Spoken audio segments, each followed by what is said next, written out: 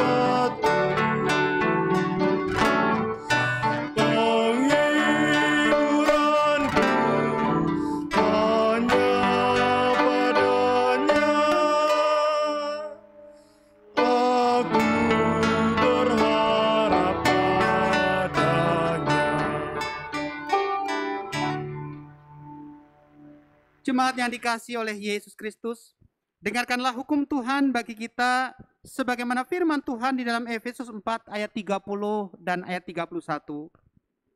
Dan janganlah kamu mendukakan Roh Kudus Allah yang telah memeteraikan kamu menjelang hari penyelamatan. Segala kepahitan, kegeraman, kemarahan, pertikaian dan fitnah hendaklah dibuang dari antara kamu. Demikian pula segala kejahatan. Jemaat yang terkasih di dalam Yesus Kristus, marilah saat ini kita bersama-sama merendahkan diri di hadapan Tuhan untuk mengakui segala dosa dan kesalahan kita kepadanya, serta memohon pengampunan atas segala dan kesalahan kita.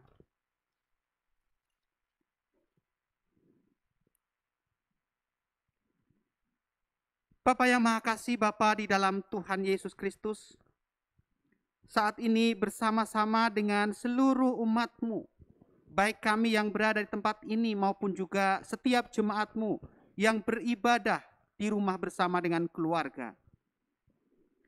Bapa, kami mengakui akan segala dosa-dosa kami, bahwa seringkali dalam hati kami masih menyimpan kepahitan, ada kegeraman, kemarahan, bahkan mungkin di antara kami masih ada pertikaian, baik di dalam keluarga, bersama dengan rekan, baik di dalam pelayanan, di dalam pekerjaan maupun juga di dalam lingkungan pergaulan kami. Saat ini ya Bapa, kami mengakui segala dosa dan kejahatan kami, bahwa itu semua mendukakan hati Tuhan. Karena itu satu hal yang kami mohon ya Bapa, ampunilah dan perbaharuilah kami. Hapuskan segala dosa dan kesalahan kami. Dan hanya demi Putra-Mu yang tunggal Tuhan Yesus Kristus, kami berdoa dan kami memohon pengampunan atas segala dosa-dosa kami. Amin. Saya mengundang Bapak, Ibu, dan jemaat untuk bangkit berdiri. Bagi saudara yang telah mengaku segala dosa dan kejahatan di hadapan Allah dan sungguh-sungguh bertobat, dengarlah berita anugerah pengampunan seperti tertulis di dalam Roma 5 ayat 8 dan ayat 9. Akan tetapi Allah menunjukkan kasih-Nya kepada kita oleh karena Kristus telah mati untuk kita ketika kita masih berdosa. Lebih-lebih karena kita sekarang telah dibenarkan oleh darah-Nya, kita pasti akan diselamatkan dari murka Allah. Berdasarkan firman Tuhan ini, maka sebagai hamba Yesus Kristus saya memberitakan bahwa pengampunan dosa telah berlaku bagi kita di dalam nama Bapa dan Anak dan Roh Kudus. Amin.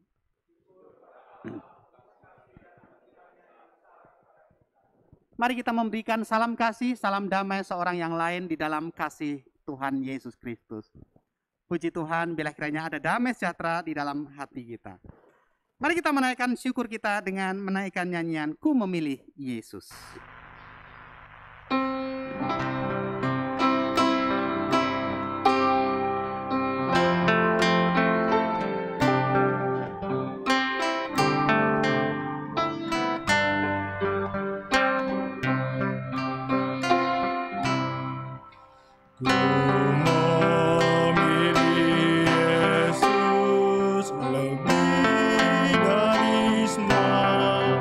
Yang telah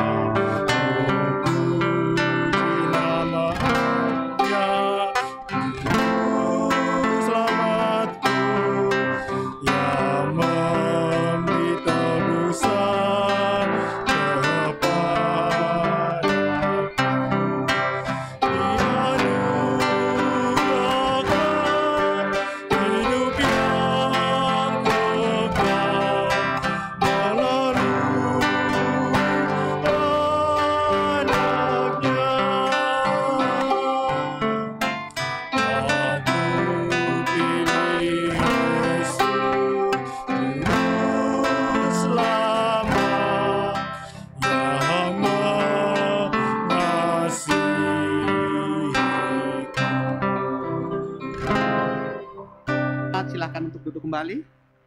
Sebelum kita membaca firman Tuhan, kita akan mendengarkan kesaksian pujian.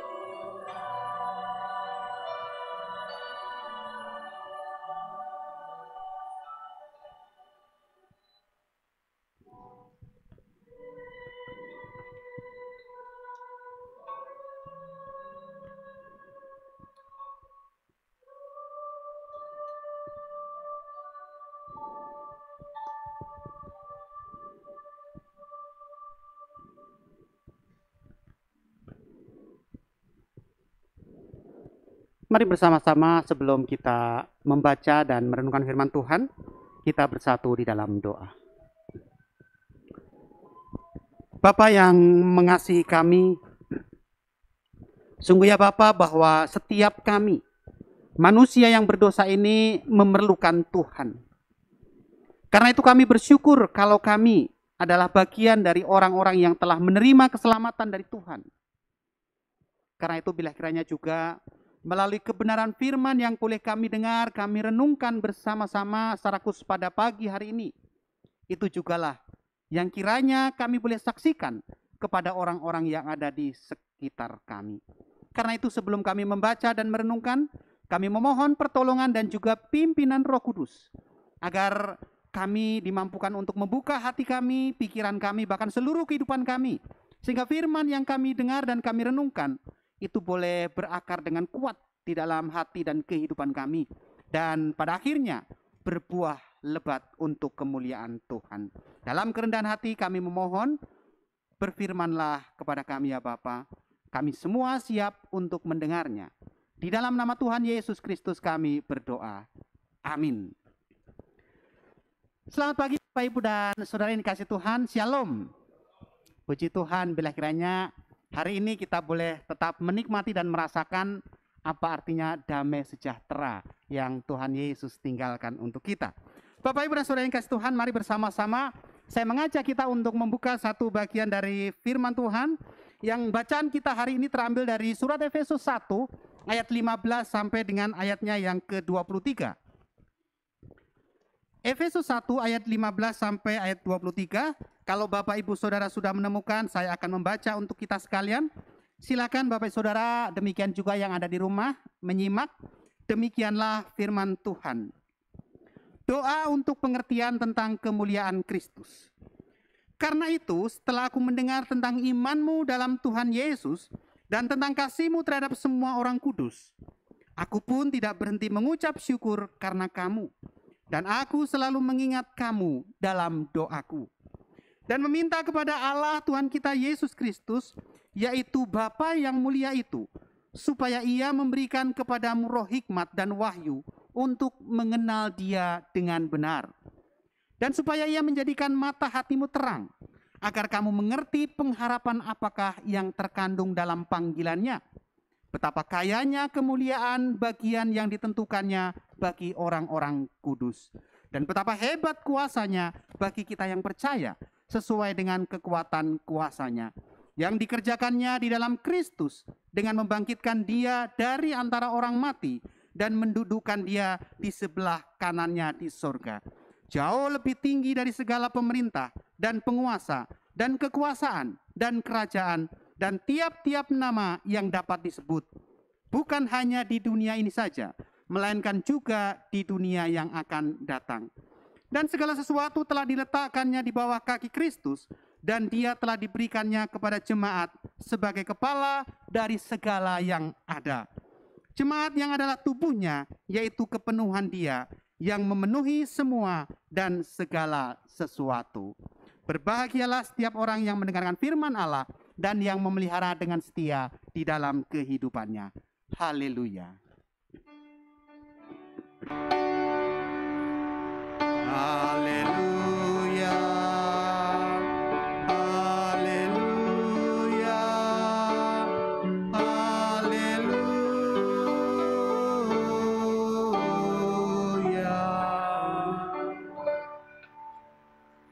Bapak Ibu dan Saudara yang dikasihi Tuhan, pada umumnya siapa yang butuh penghiburan dan kekuatan?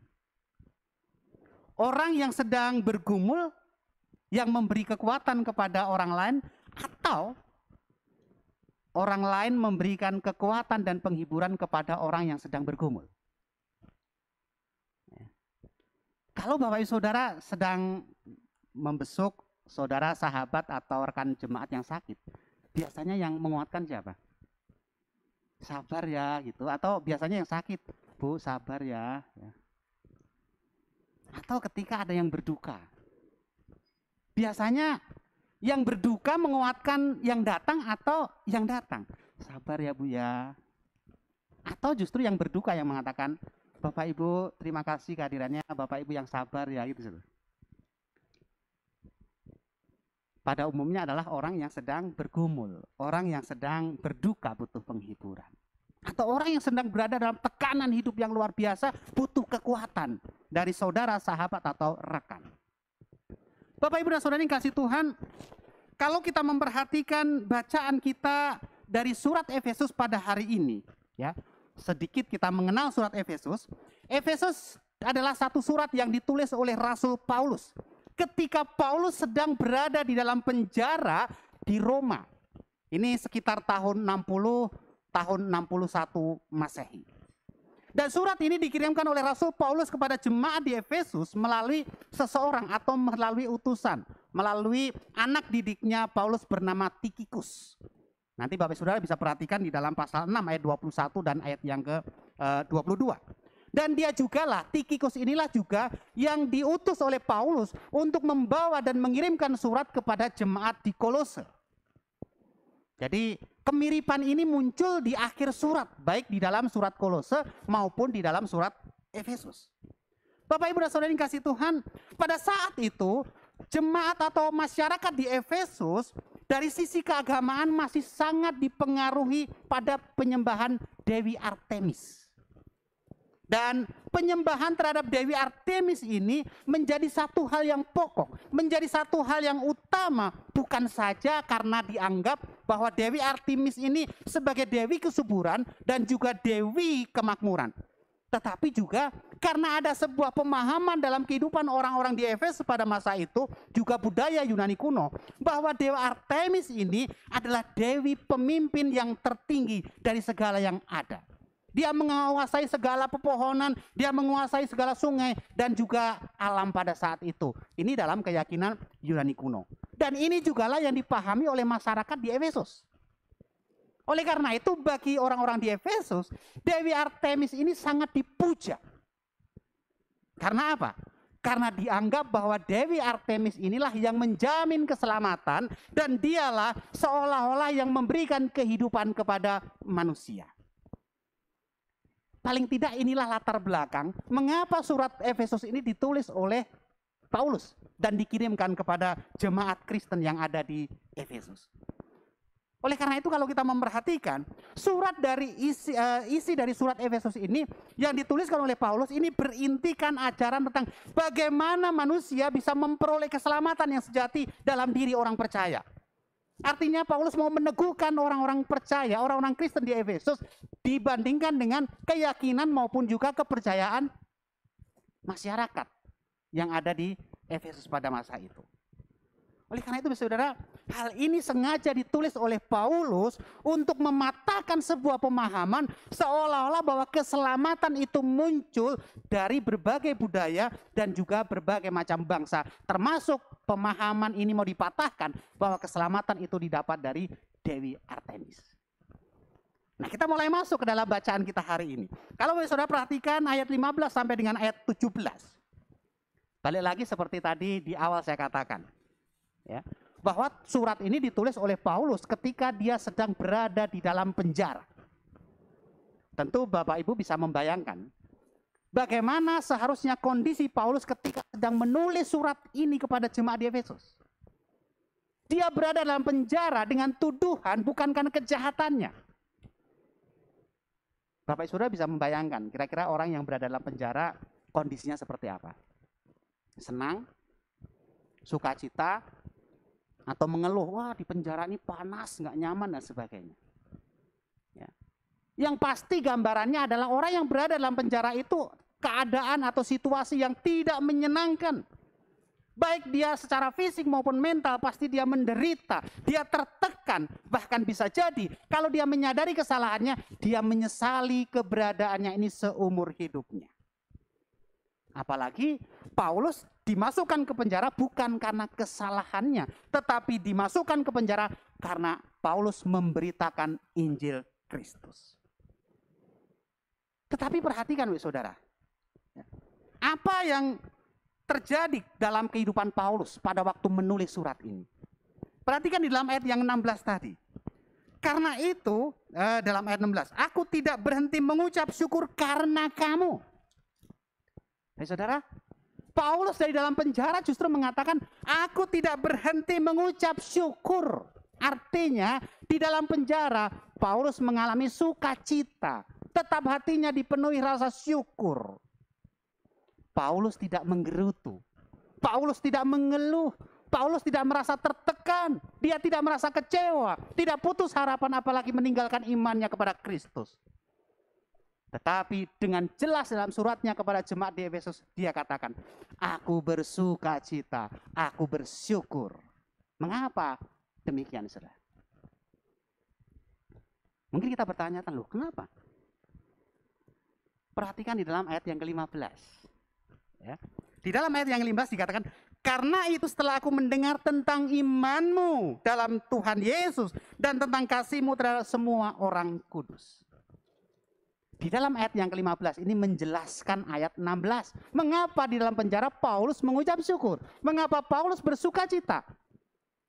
Karena ada satu alasan luar biasa yang menurut Paulus itu merupakan suatu alasan yang sangat penting. Yaitu ketika Paulus mendengar tentang iman orang-orang dan jemaat di Efesus. Paulus mengucap syukur bukan karena dirinya, tetapi Paulus bersuka cita bersyukur karena dia mendengar bahwa iman jemaat di Efesus ini dan kasih mereka satu dengan yang lainnya. Artinya, ini menjadi sebuah obat penawar dari ketertekanan dia. Dia tidak lagi bersusah, dia tidak lagi tertekan. Hanya karena mendengar tentang iman jemaat yang terus bertumbuh. Hanya karena mendengar tentang kasih di antara jemaat Efesus, di mana mereka saling menolong satu dengan yang lain. Mereka saling peduli satu dengan yang lain. Bahkan juga mereka saling memperhatikan satu dengan yang lainnya. Bagi Paulus ini menjadi satu berita sukacita.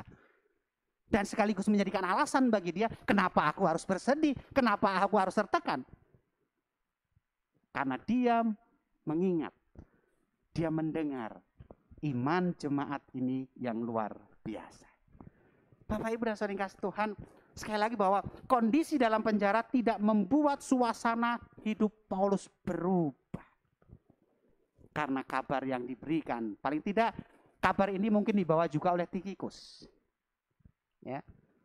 Dan sekaligus, disinilah tadi kita perhatikan, dari dalam penjara, dalam suasana yang tidak nyaman, dalam suasana yang mungkin penuh dengan penderitaan secara fisik. Tetapi Paulus justru menuliskan suratnya dan kemudian memberikan kepada jemaat dan Efesus. Dan surat itu menguatkan jemaat di Efesus.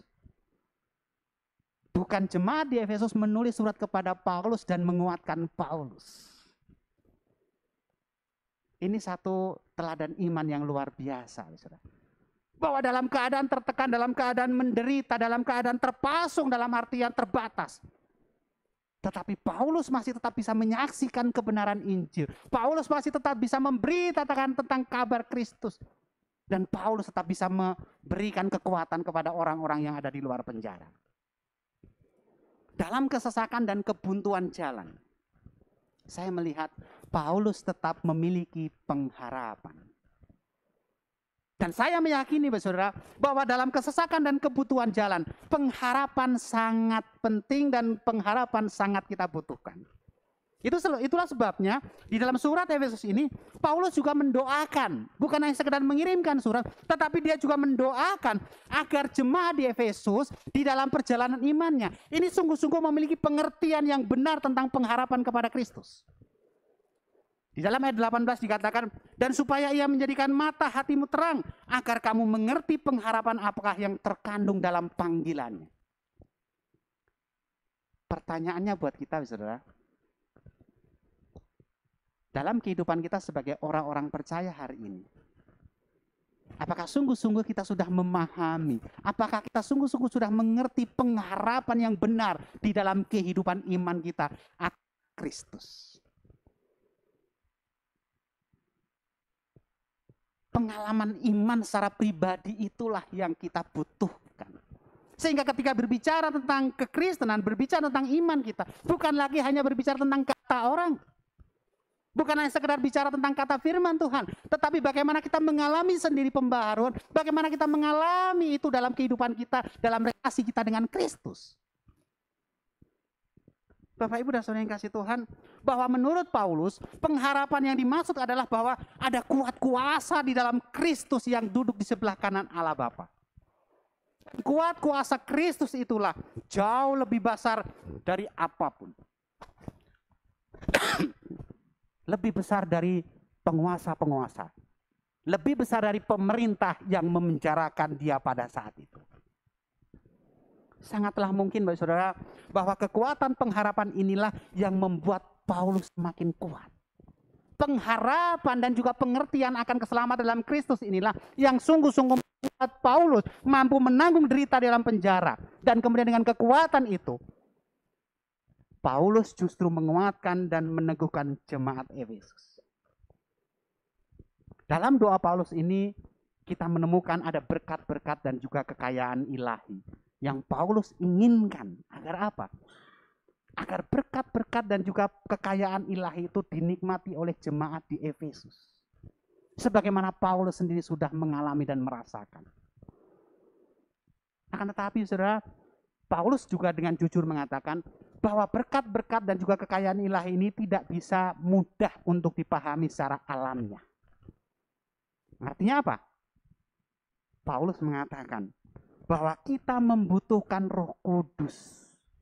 Kita memerlukan pertolongan Roh Kudus untuk bisa mengetahui dan juga menyatakan kebenaran firman. Dan kemudian kita diberikan hikmat Allah untuk memahami. Dan kemudian diberikan hikmat untuk melakukan firman Tuhan.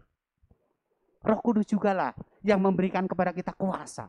Roh Kudus jugalah yang memberikan kepada kita kesanggupan. Dan Roh Kudus jugalah yang memimpin kita untuk mempraktekkan firman Tuhan. Paulus juga meminta dalam doanya agar Allah menjadikan mata hati jemaat ini terang dan terbuka. Ini doa yang luar biasa menurut saya, saudara. Mengapa? Sebab ini berangkat dari sebuah perjalanan iman. Ini berangkat dari pengalaman iman Paulus. Sehingga apa yang dikatakan oleh Paulus kepada jemaat di Efesus, ini bukan hanya omong kosong. Tetapi Paulus sendiri sudah merasakan, Paulus sudah mengalami bagaimana dia berjalan dalam iman bersama dengan Kristus. Bagaimana dia merasakan kuat kuasa, bagaimana dia mendapatkan penyertaan dan juga pertolongan dari Roh Kudus. Sehingga dia bukan saja mengerti tentang pengharapan, tetapi dia memiliki pengharapan itu di dalam kehidupannya. Mungkin kalau Paulus berada dalam posisi sedang baik adanya, atau katakanlah Paulus sedang memiliki jabatan yang baik di Kaisaran Romawi pada saat itu, mungkin kita mau katakan, ya wajarlah Paulus bisa mengatakan seperti itu. Tetapi Paulus sedang berada dalam penjara. Paulus sedang dalam keadaan tertekan. Tetapi dia bisa mengatakan seperti itu. Bahwa kuat kuasa Allah, kuat kuasa Roh Kudus yang memimpin dia. Sehingga tadi di ayat 16 dia katakan, aku tetap mengucap syukur.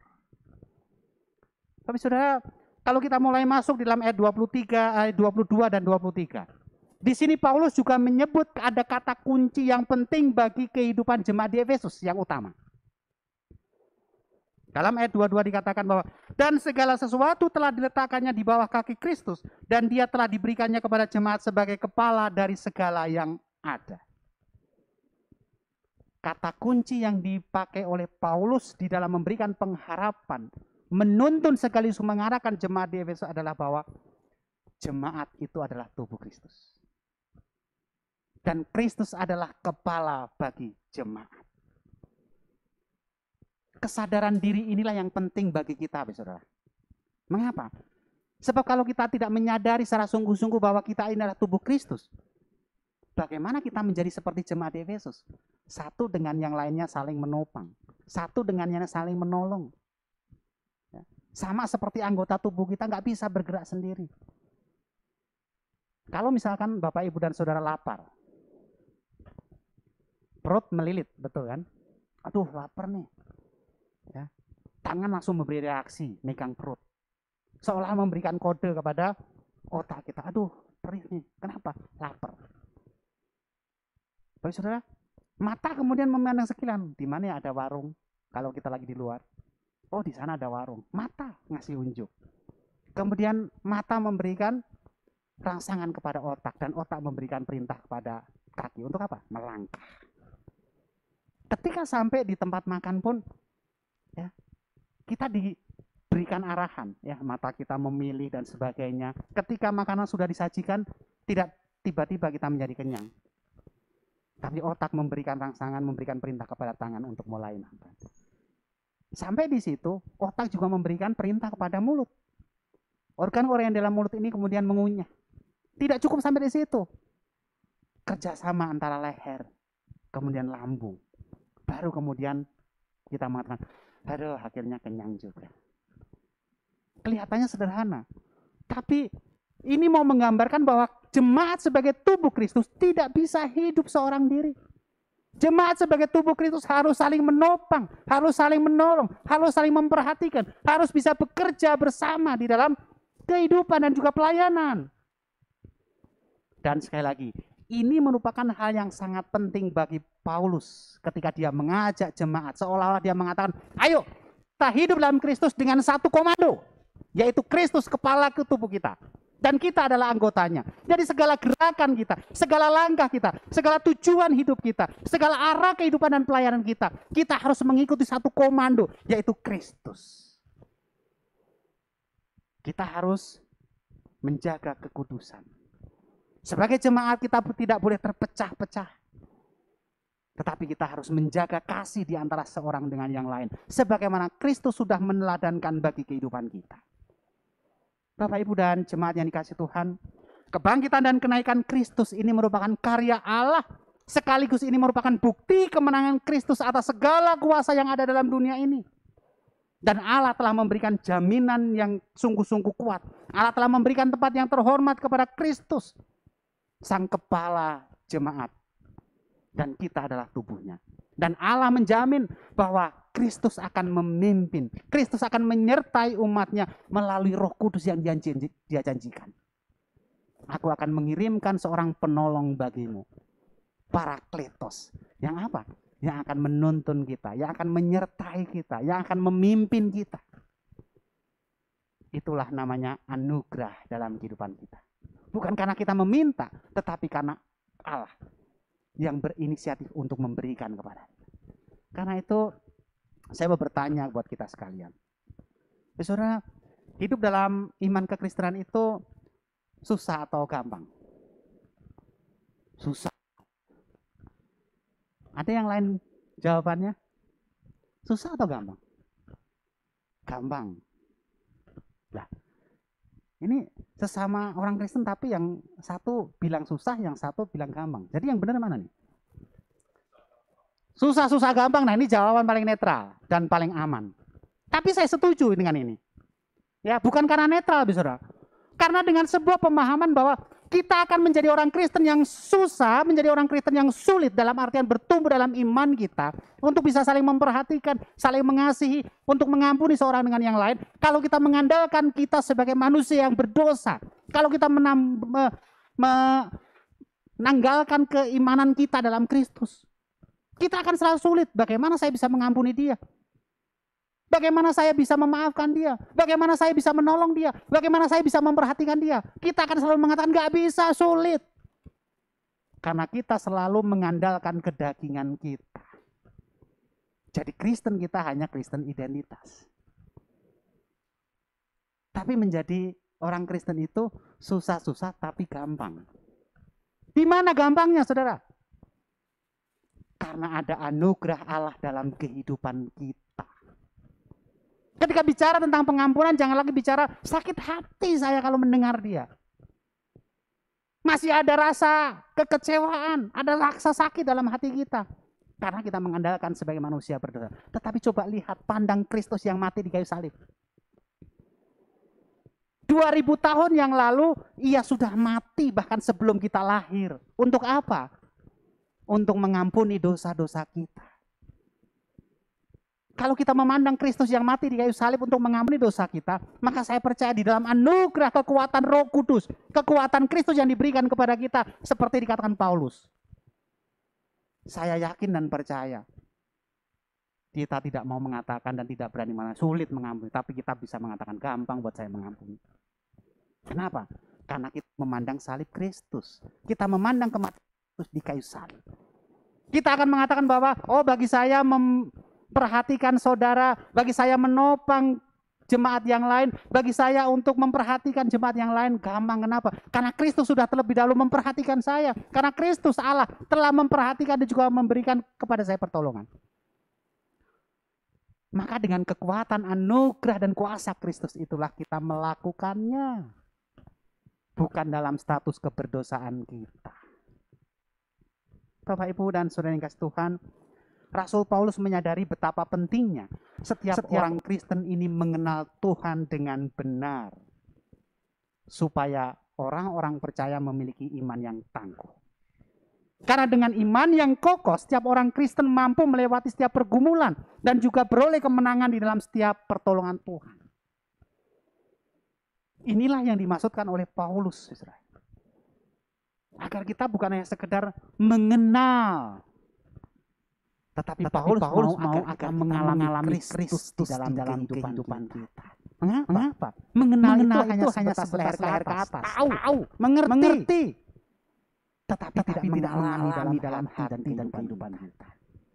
Oleh karena itu walaupun di rumah kami selalu mewajibkan anak-anak termasuk kami juga orang tua. Pokoknya satu hari mesti 5 pasal baca Alkitab. Ngerti enggak pokoknya satu hari 5 pasal. Ini baru sebatas leher ke atas. Saya tahu betul bahwa saya baru memahami dalam pengertian sampai di kognitif. Tetapi bagi kita orang-orang yang semakin dewasa di dalam kehidupan iman kita. Mari bukan hanya sekedar tahu firman Tuhan. Bukan hanya tahu bahwa Tuhan Yesus itu penyelamat dunia. Tetapi seperti yang Paulus katakan kepada jemaat di Efesus. Mari saudara, kita mengenal Kristus, tetapi kita juga mengalami Kristus dalam kehidupan kita. Karena itulah yang akan mengubahkan kita. Sebelum hati kita tersentuh oleh firman Tuhan, tidak mungkin kita diubahkan. Sebelum kita membuka hati kita untuk meminta pimpinan dan juga membuka diri untuk ditolong oleh Roh Kudus, tidak mungkin kita mengalami pembaharuan dalam kehidupan kita. Iman yang kokoh akan mendorong kehidupan kita menjadi saksi-saksi Allah. Saksi akan berbicara tentang kekayaan kemuliaan. Saksi akan berbicara tentang kebenaran yang dia alami. Bukan hanya dia dengar. Pada zaman ini, siapapun bisa terlena dengan berbagai macam aktivitas. Dia merasa nyaman, dia merasa aman, sehingga lupa pentingnya mengenal pribadi Tuhan. Banyak orang Kristen yang terjebak hanya mengenal berkat-berkat Tuhan, tapi tidak mengenal pribadi yang memberikan berkat. Paulus mengingatkan kepada jemaat di Efesus, sekaligus juga mau mengingatkan kepada setiap kita. Pengenalan yang benar tentang Allah akan melahirkan sebuah sikap, tindakan, dan juga perbuatan yang benar pula di dalam kehidupan kita. Pertanyaan bagi kita adalah, sudah benarkah pengenalan kita akan pribadi Allah? Dalam proses pergumulan dan juga perjalanan iman, kita harus terus belajar dalam pengenalan akan Kristus sampai kita terjadi perubahan hidup. Bukankah manusia lama kita sering menghambat kita untuk mengenal Kristus? Karena itu saya mau mengatakan sekaligus mengajak, saudara, mari kita minta pembaharuan, baik dalam pikiran maupun hati kita. Kita minta pembaharuan agar kita bisa mengambil keputusan dengan tegas untuk membuang sifat-sifat manusia lama kita. Seperti dusta, marah, mencuri, berkata-kata kotor, kepahitan, dan juga pertikaian. Kita minta kepada Tuhan. Tetapi sebaliknya, kita harus ramah. Kita penuh kasih. Kita saling mengampuni sebagaimana Allah dalam Kristus telah mengampuni kita. Sebagai introspeksi bagi kita adalah, sudahkah pikiran dan perkataan kita membangun orang lain? Atau malah pikiran dan perkataan, tingkah laku perbuatan kita menjadi batu sandungan bagi orang lain? Bapak, Ibu, dan Saudara, kita dipanggil kepada suatu pengharapan sejati untuk mengenal Allah yang benar. Mengerti dan juga kemudian kita menghargai karya Allah, yaitu kematian Kristus di kayu salib, agar hidup kita berpadanan dengan panggilan itu. Kalau hari ini kita memperingati kenaikan Yesus ke surga. Kenaikan Yesus ke surga meyakinkan kepada kita bahwa keselamatan itu ada di dalam Kristus. Kenaikan Yesus itu meyakinkan kepada kita sekaligus membebaskan kita dari dosa. Dan inilah yang perlu kita beritakan. Inilah yang perlu kita ceritakan. Pengampunan dari Allah inilah yang perlu kita alami dalam kehidupan kita. Sehingga dengan iman pun kita percaya bahwa ketika Yesus naik ke surga, Dia yang sudah menjanjikan kepada kita Roh Kudus. Kita memberikan diri kita, kita memberikan hidup kita memberikan waktu kita memberikan melalui pekerjaan kita, memberikan melalui pelayanan kita, melalui keluarga kita, untuk dipimpin oleh Roh Kudus. Tuhan Yesus memberkati. Amin. Mari Bapak Ibu dan Saudara, saya mengajak kita masing-masing untuk sejenak merenungkan apakah pengenalan kita kepada Allah, pengenalan kepada pribadi Allah itu adalah pengenalan yang benar sehingga mengubahkan hidup kita, mengubahkan pemikiran kita, mengubahkan perilaku kita, mengubahkan tingkah laku kita dan kehidupan kita. Kita bisa melihat ke dalam diri kita sekaligus mengintrospeksi. Atau mungkin keberadaan kita melalui perkataan, tingkah laku dan perbuatan justru menjadi batu sandungan. Meninggalkan kekecewaan, meninggalkan luka, meninggalkan kepahitan kepada sesama kita. Dan lebih lagi, apakah kehidupan kita justru mendukakan hati Kristus?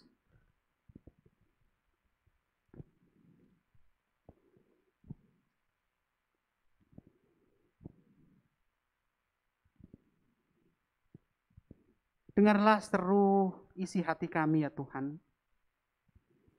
Biarlah kiranya juga menjadi kerinduan kami, agar kami sungguh-sungguh mengenal dan mengalami Kristus secara pribadi di dalam kehidupan kami. Dalam nama Tuhan Yesus, kami mengucap syukur. Amin.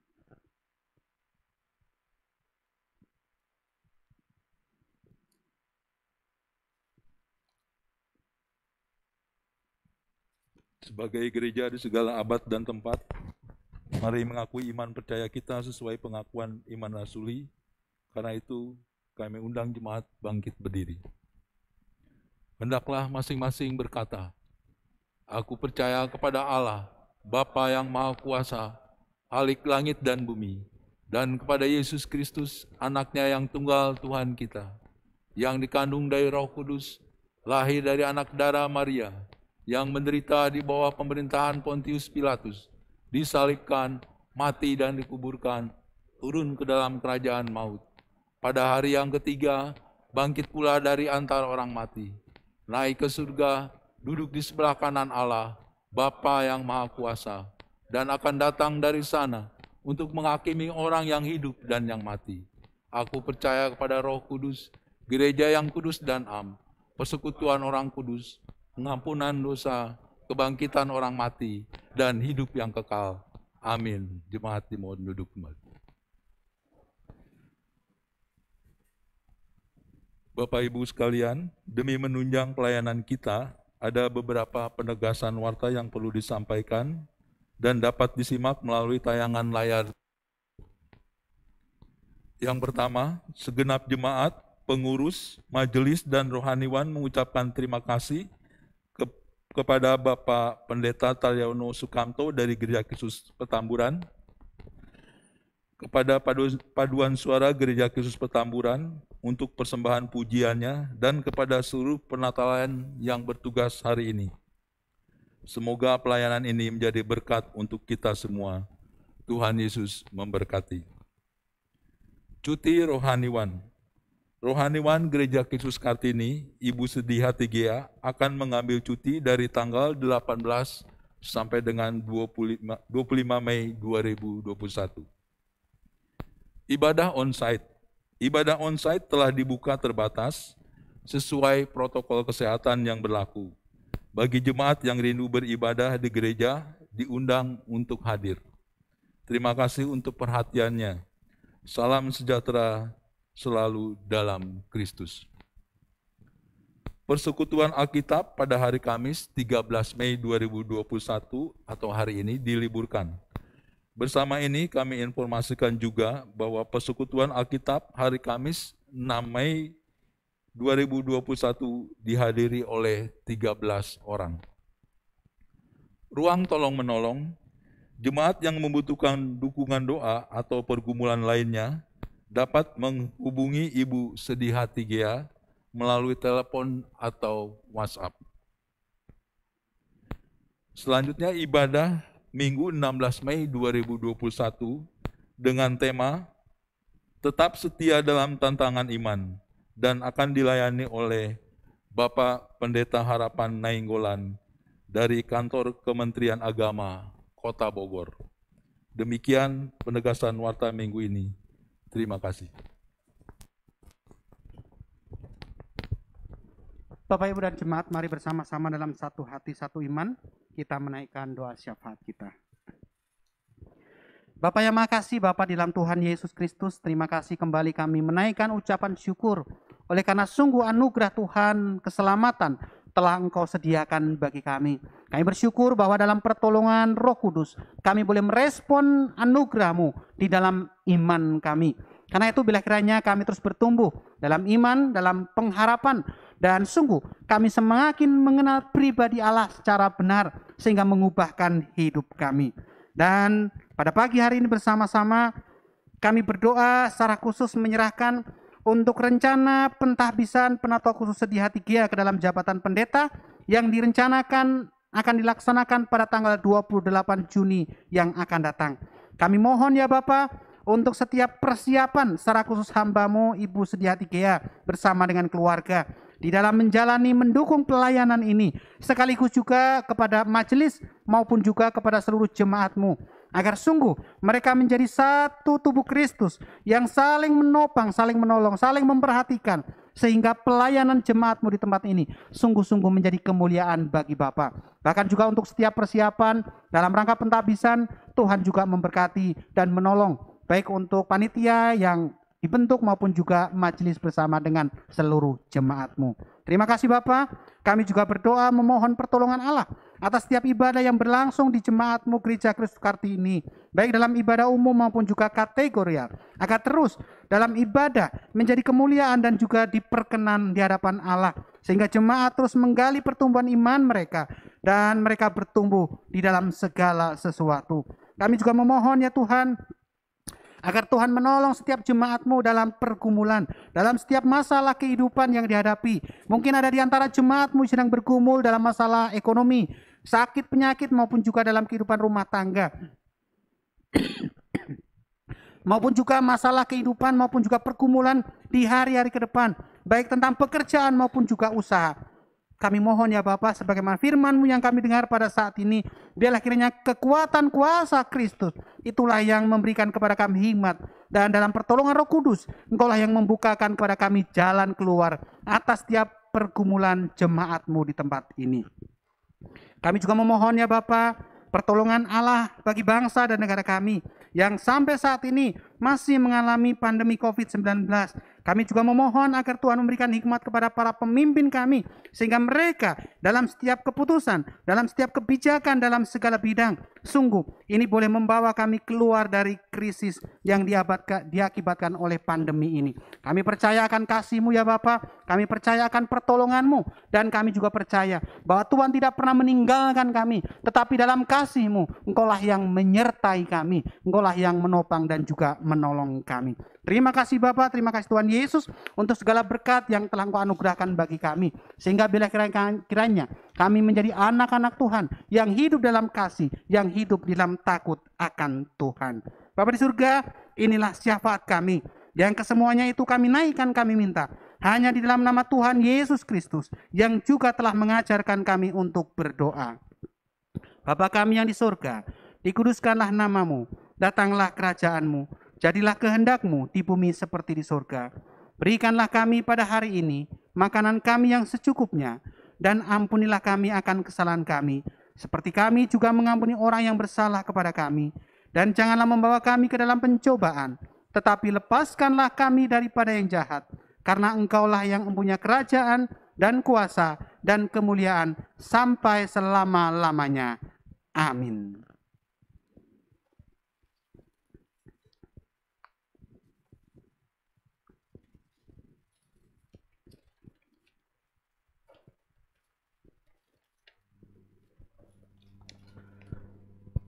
Jemaat yang terkasih, dengan penuh sukacita dan kerelaan, marilah kita memberikan persembahan syukur kepada Tuhan sebagai ungkapan rasa syukur kita atas berkat yang telah Tuhan nyatakan dalam kehidupan kita. Situasi yang sulit saat ini. Persembahan seperti biasa dapat dilakukan, yaitu secara virtual dengan mengirimkan ke Gereja Kristus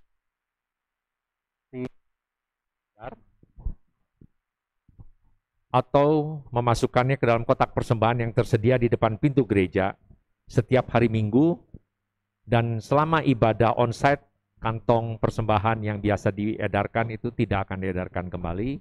Jadi jemaat yang hadir bisa menyerahkan persembahannya ke kotak persembahan yang ada di depan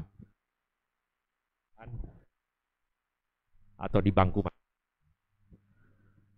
Mari kita memberikan persembahan dengan mengingat dalam 2 Korintus 8 ayat 15. Seperti ada tertulis, orang yang mengumpulkan banyak tidak kelebihan, dan orang yang mengumpulkan sedikit tidak kekurangan. Nyanyian persembahan dari NKB 208.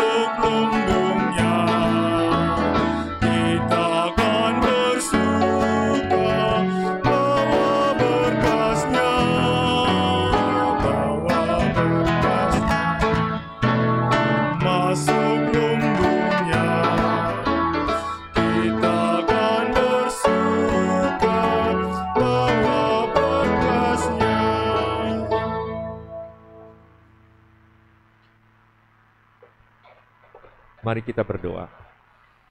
Allah kami di surga, terima kasih Tuhan untuk hari yang cerah. Kami bisa hadir di sini maupun yang di rumah. Yang mengingatkan kepada kami sekali lagi, bagaimana caranya kami lebih mengenal Engkau yang telah mau berkorban untuk kami orang-orang berdosa ini ya Tuhan. Terima kasih ya Tuhan untuk firman yang disampaikan oleh Pendeta Taryono, untuk mengingatkan kami semua ini ya Tuhan. Kini saatnya kami menyerahkan persembahan kami ini. Tolong terimalah ya Tuhan persembahan yang tidak seberapa ini. Tolong berkati dengan kuasa-Mu ya Tuhan, sehingga penatua maupun pengurus di sini dapat mengelolanya dengan benar dan baik di hadapan-Mu ya Tuhan. Berkatilah kami semua ini dan ampunilah segala dosa kami ini ya Tuhan. Di dalam nama Tuhan kami Yesus Kristus kami berdoa. Amin. Jemaat tetap bangkit berdiri untuk pengutusan. Jemaat sekalian, pulanglah dengan sukacita dan damai sejahtera. Arahkanlah hatimu senantiasa kepada Tuhan.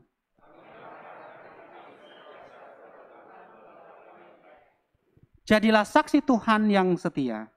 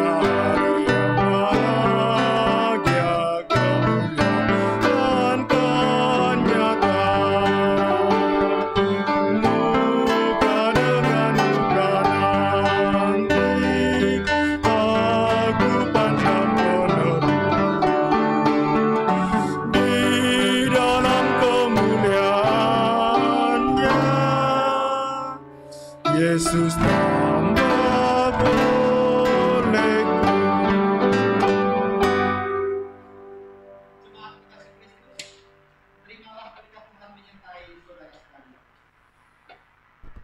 Kasih karunia Tuhan Yesus Kristus dan kasih Allah Bapa serta persekutuan Roh Kudus menyertai kamu sekalian dari sekarang sampai selama-lamanya.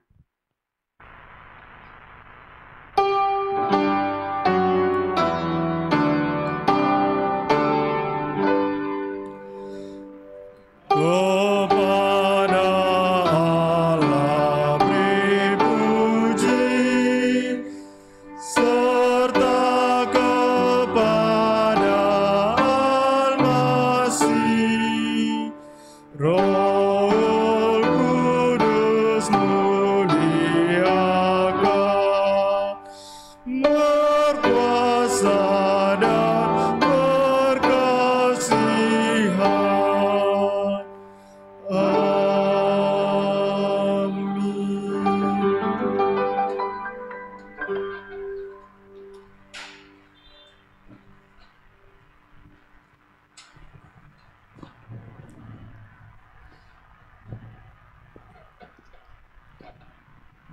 Amin.